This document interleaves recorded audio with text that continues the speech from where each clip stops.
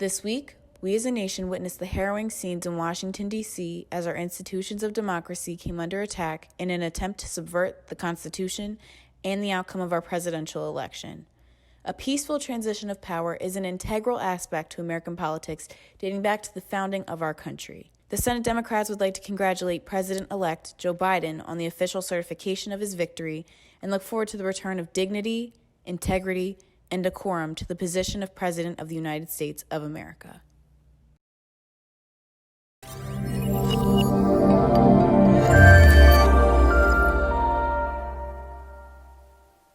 It goes without saying that 2020 has been a tumultuous and challenging year. The Senate Democrats worked to pass crucial legislation addressing the various healthcare, economic, educational, and societal impacts of COVID-19 and stepped up to pass meaningful legislation addressing long-standing social justice issues in our state. The COVID-19 outbreak also shaped the state budget that was enacted in late September. It's a budget that is passed during probably one of the most difficult times in our state's history, as we still are in a pandemic. The budget includes various investments and restorations in education and higher education, as well as our hospitals and our healthcare facilities, which is necessary during a difficult time like this. With the public voting overwhelmingly in favor of a constitutional amendment legalizing adult use marijuana, the Senate approved historic legalization sponsored by Senator Nicholas Scutari and Senate President Steve Sweeney that will create the organizational and regulatory system needed to oversee the operations of the cannabis industry in New Jersey.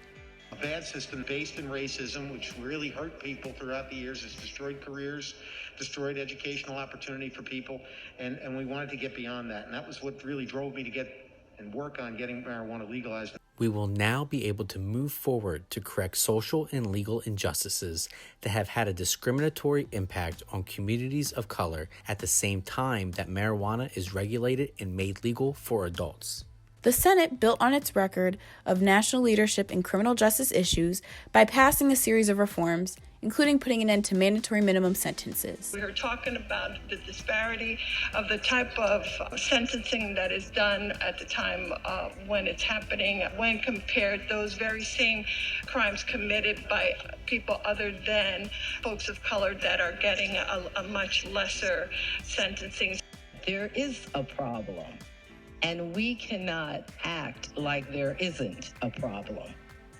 We cannot continue.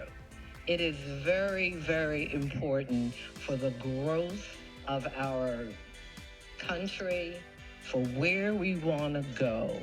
We have to be able to say, we need to make some changes. In response to COVID-19's devastating spread in long-term care facilities, the Senate pushed through important laws that will improve conditions, preparation, and outcomes in New Jersey's long-term care facilities. Clearly, somewhere along the line, there is failure. And I believe that needlessly, more people died than needed to during this pandemic. That doesn't mean that no one would have passed during this pandemic. We know that's not true. But the amount that passed in our long-term care facilities and nursing homes and in our veterans' homes, in my view, is unacceptable. In response to the massive layoffs resulting from the COVID-19 pandemic, the Senate Labor Committee approved legislation sponsored by Senator Nilsa Cruz Perez and Senate President Steve Sweeney that would provide incentives for small businesses to hire unemployed workers. New Jersey has seen record levels of unemployment during the coronavirus pandemic, with 1.8 million unemployment claims having been filed since mid-March. This tax credit will target those businesses most impacted by the COVID-19 pandemic, particularly in the service and entertainment industries. Our hope is that through this program we can assist businesses so that they can remain open without laying off as many employees.